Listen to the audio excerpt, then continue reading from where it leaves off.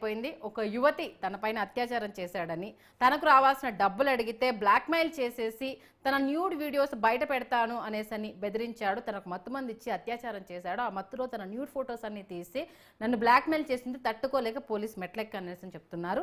దీనికి సంబంధించి అయితే ప్రస్తుతం కూపిలాగే ప్రయత్నం చేస్తున్నారు. మరి హర్షసాయి బండారం దీంతో బయటపడబోతోందా? గత కొన్ని రోజులుగా బెట్టింగ్ యాప్స్కి సంబంధించి ఇప్పటికే ఆయన పైన అనేక రకాల ఆరోపణలు ఎదుర్కొంటున్న నేపథ్యంలో మరి ఒక బాధితురాలు ఇప్పుడు తెర మీదకి వచ్చి ఒక టాప్ మోడల్ తను కూడా ఆషామాషి వ్యక్తి కాదు.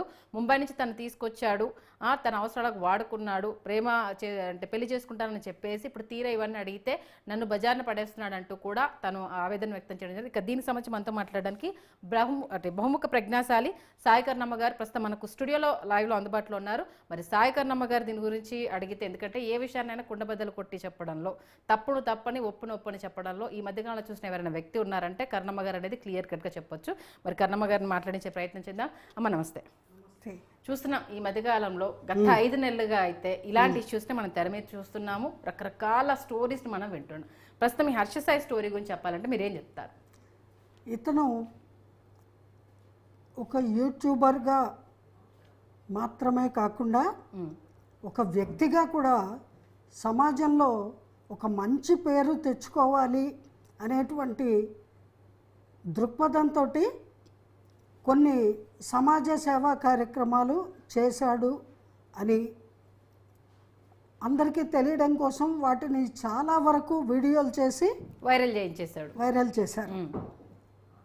అయితే దాని వెనకాల ఒక పవిత్రమైన ఆశయము ఉందా లేదా దూరాలోచన కాదు దురాలోచన ఉందా అనేటువంటి అంశాన్ని ఇప్పుడు ముఖ్యంగా ఆలోచించాలి.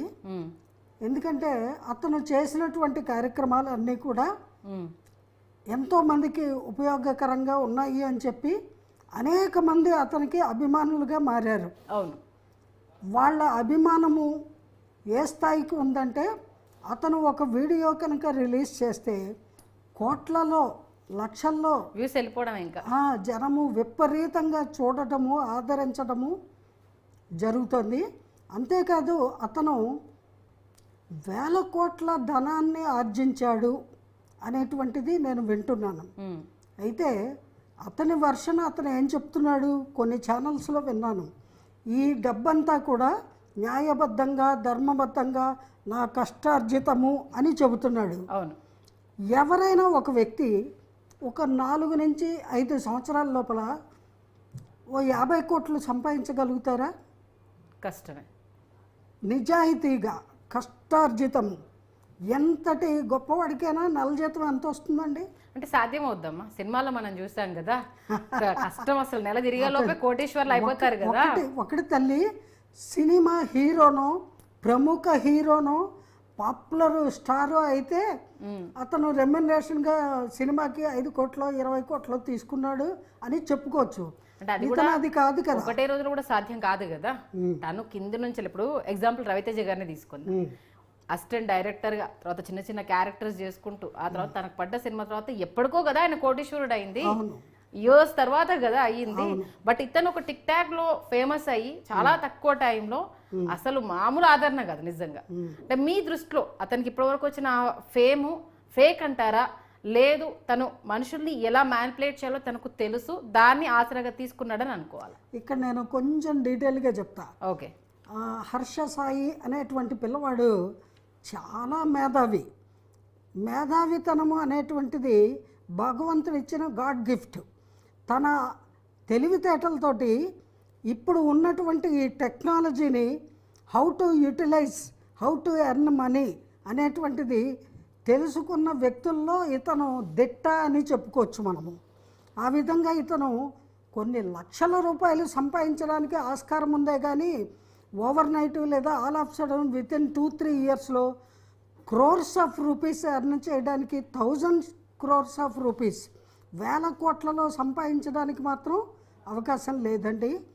ఒకటి, ఇతగాడు ఇంకేదైనా వ్యాపారాలు చేసి ఉంటాడు అని మనం భావించవచ్చు. అది ప్రేక్షక లోకానికి ప్రజానీకానికి తెలిసి ఉండకపోవచ్చు.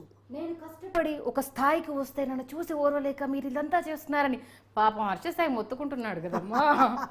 ఇక్కడ ఈ ఈ సందర్భంగా ఒక మాట చెప్పాలి. ప్రతి వాళ్ళు ఒక స్టేచర్ వచ్చాక, ఒక స్టేజ్కి రీచ్ అయ్యాక వాళ్ళ మీద ఏదైనా నిందారోపణ జరిగితే ఫస్ట్ చెప్పే మాట ఇదే, వాళ్ళు ఎవరైనా కానివ్వండి. అయితే ఆ మాటకి నా దృష్టిలో వాల్యూ లేదు.